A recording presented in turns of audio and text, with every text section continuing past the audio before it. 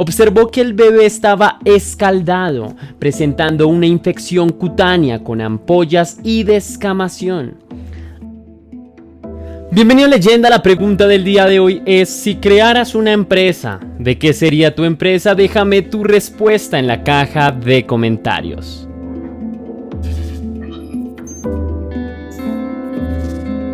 El caso de hoy nos deja una gran reflexión sobre la injusticia, la ética profesional y la desprotección de los más vulnerables.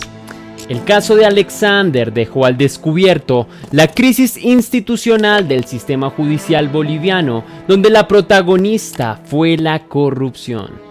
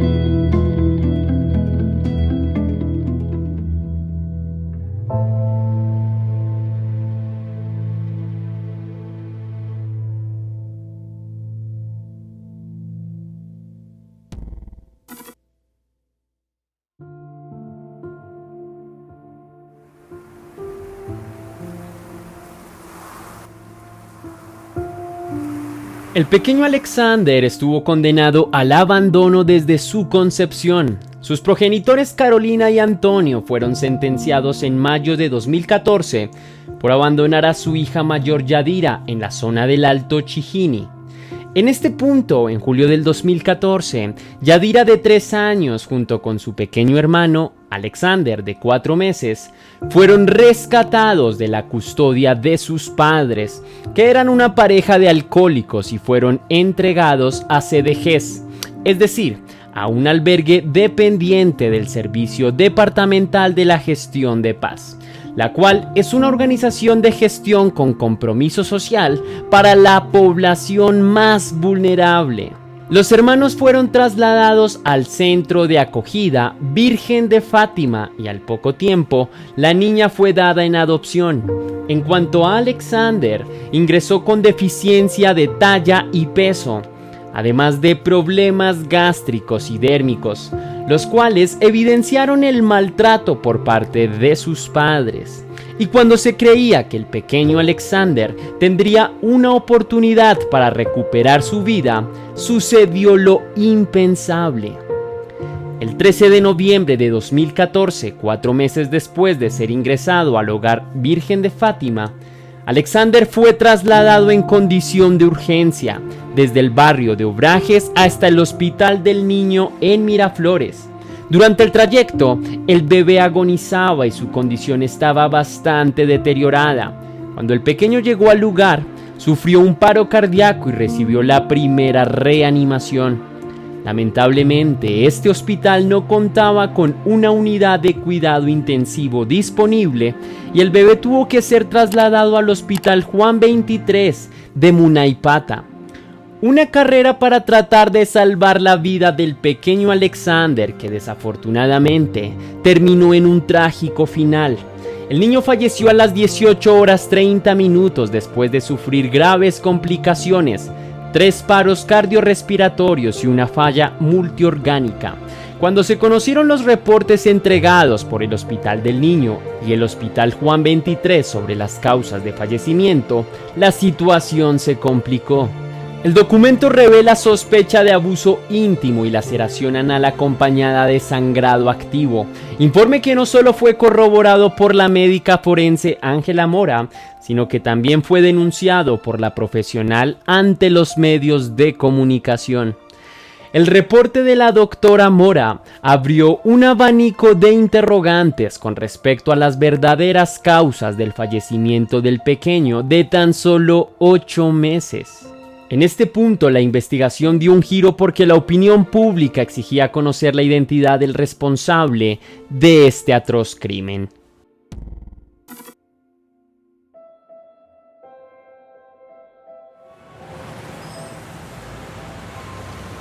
Los investigadores del caso de Alexander involucraron a más de una docena de personas que tuvieron que ver con el cuidado y protección del bebé.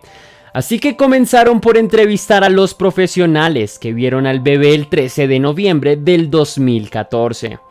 Inicialmente, procedieron a interrogar a Lola Rodríguez, la enfermera del hogar Virgen de Fátima. Lola relató que Madeleine Pae, la niñera o cuidadora de Alexander, ingresó a la enfermería ese día a las 6 a.m. Al parecer, Madeleine afirmó que el niño estaba mal y le pidió que lo revisara.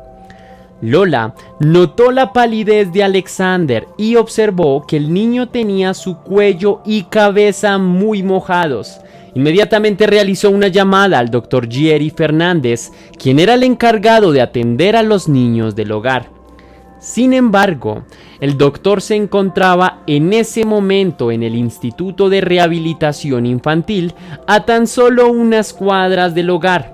Lo cierto es que la comunicación se cortó y Lola se apresuró a llevar al pequeño Alexander al hospital del niño. Mientras estaba en la ambulancia, la enfermera sintió que el bebé se había orinado en su pañal y procedió a quitar la ropa y el pañal de tela.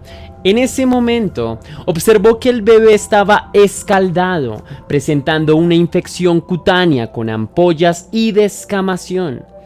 Al parecer, el médico Roberto Gumiel, que lo recibió en el Hospital Juan 23, vio algo muy diferente. Me llamaron a la doctora Madeleine, después me llaman a mí y me muestran y ahí el sangrado, un sangrado así profuso, ¿no? Entonces, y no sé, y el doctor, que es el doctor Gumiel, me acuerdo muy bien, y me decía, no sé, esto parece que fuera violación, así, así hizo su gesto también.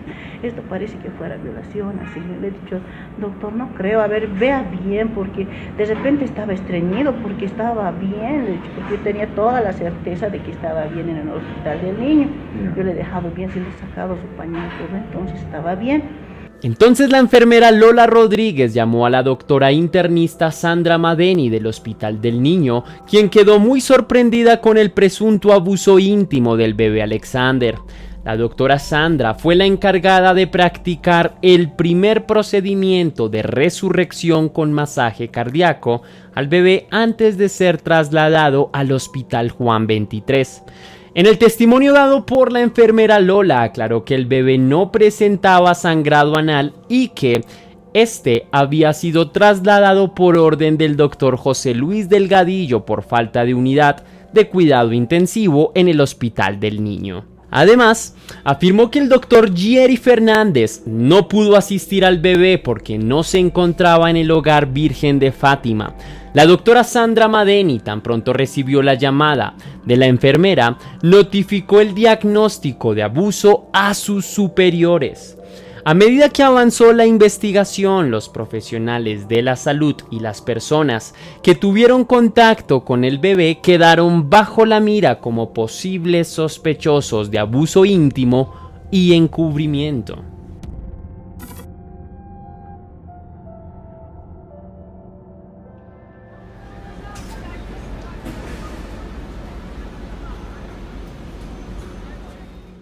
Para algunos de los inculpados no hubo más camino que someterse a juicio abreviado, una alternativa de solución voluntaria respaldada por la Constitución con el fin de obtener rebaja de pena. Nati Choquetarqui, enfermera auxiliar de 24 años, reconoció que el 13 de diciembre del 2014, cuando revisó al bebé en el Hospital del Niño, se dio cuenta del pañal que tenía rastros de sangre.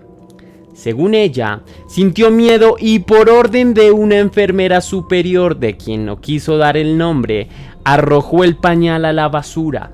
Entonces se declaró culpable de encubrimiento y escogió una pena de 2 años menos de lo que le esperaba. Madeleine Pae sostuvo su inocencia durante algún tiempo. pero finalmente cambió su versión y acusó directamente al doctor Gieri Fernández. Aseguró que el médico Fernández ingresó a la sala de niños mientras ella fue a recoger los biberones y cuando regresó notó el sangrado anal del bebé Alexander. Este testimonio señaló al doctor Gieri como el presunto responsable. El doctor José Luis Delgadillo, médico del Hospital del Niño, pasó una solicitud de sometimiento al proceso abreviado, indicó que no cumplió con sus funciones al momento de atender al bebé Alexander. En este momento, el doctor Gieri Fernández se convirtió en el principal sospechoso, así que el nombre del médico comenzó a circular por todos los medios de comunicación como el culpable del abuso y homicidio del pequeño Alexander.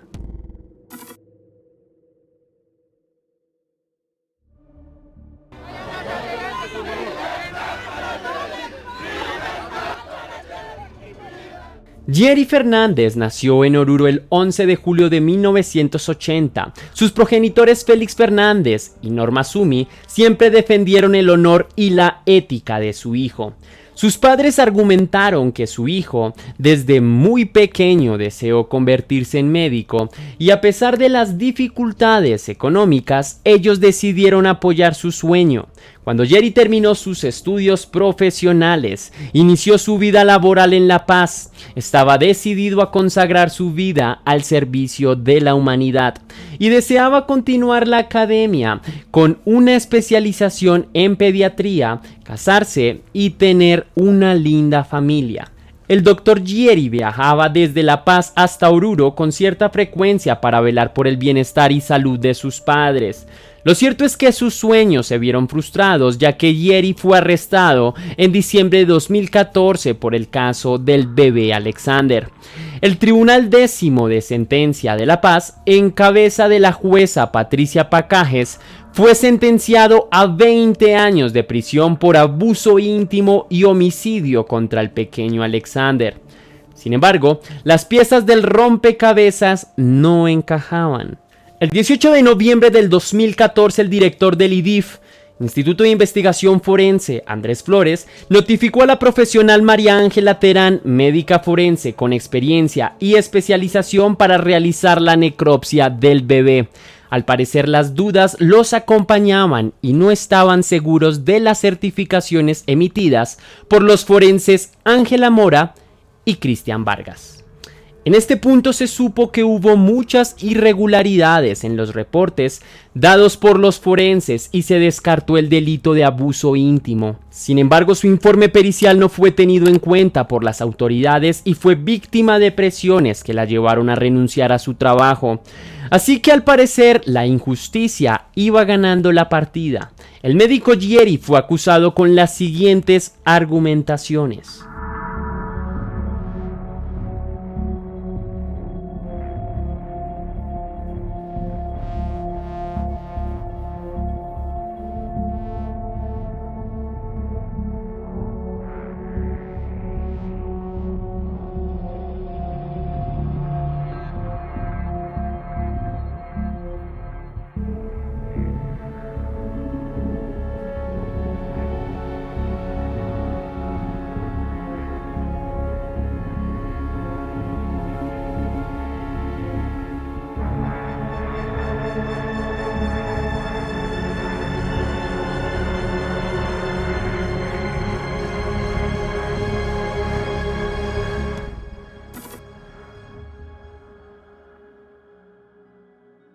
Mi hijo es inocente, nada, no tiene nada que ver, pero mi hijo otra vuelta a la cárcel. Un audio de la jueza Patricia Pacajes que condenó al médico reveló una insólita y cruel verdad. Ángela Mora, esa es la culpable de todo. Ángela Mora, ya. Ella llega y dice, el médico forense llega y dice, ¡ah! ¡Violación! Y llama a la prensa. Llama a la prensa y dice, violación, este niño ha sido violado. Y emite certificado médico forense, dice, violado este niño. Dice, ¿ya? ¿Y sabes quién es Ángela Mora? Su chica del fiscal general de la Nación. Y no tenía nada, un año de experiencia de médico y entró por muñeca por ser chica del fiscal general de la Nación. Al parecer, la jueza Pacajes, acosada por su remordimiento, dio rienda suelta a su lengua y confesó a las dos personas con quienes departía la infame verdad en el caso del bebé Alexander. Primero, culpabiliza a la doctora Ángela Mora de emitir un informe forense sin pruebas contundentes, donde señaló el abuso del bebé Alexander sin esperar la investigación correspondiente.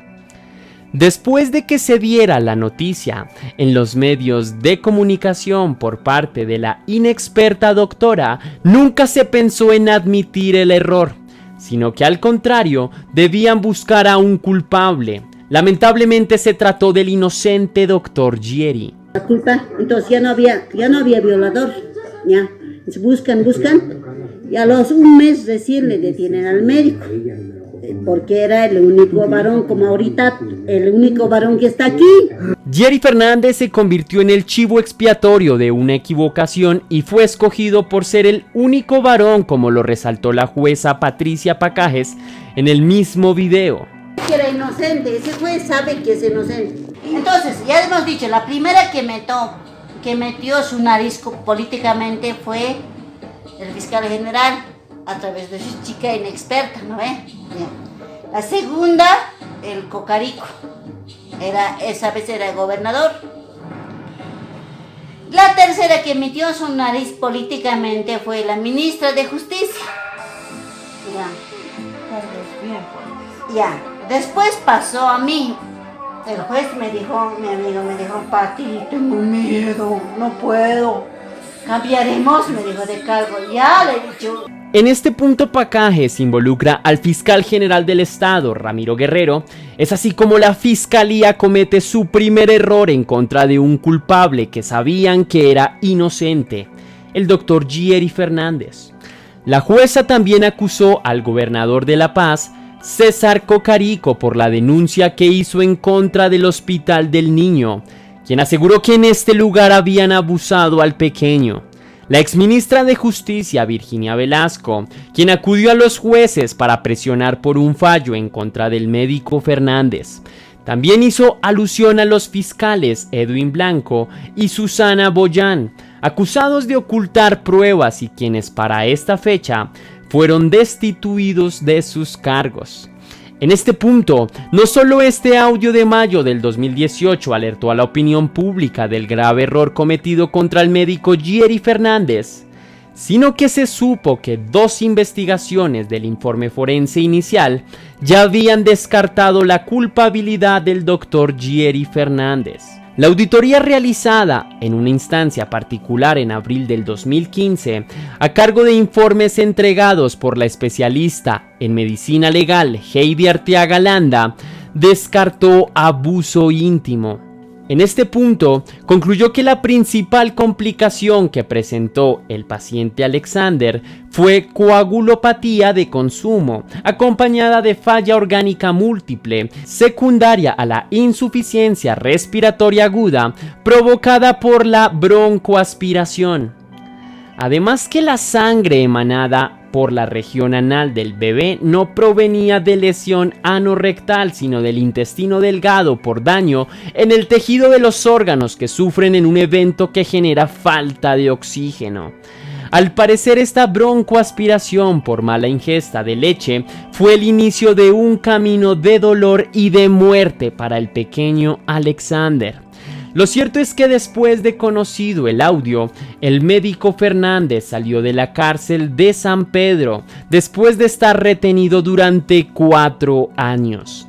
Finalmente, el 21 de mayo del 2021, la Fiscalía General del Estado determinó retirar la acusación hacia el médico Gieri Fernández y otras personas involucradas en el caso de Alexander.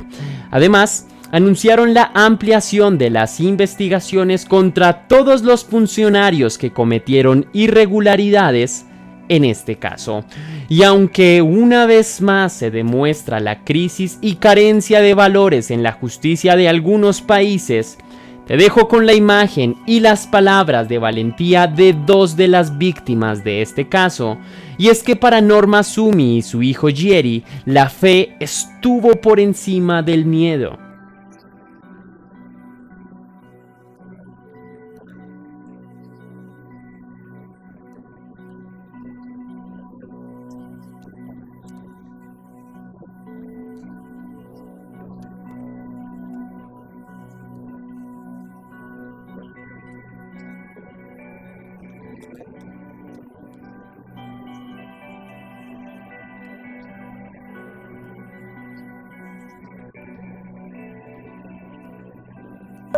Póngase usted como padre, usted es papá, yo soy mamá, pido por mi hijo, Señor.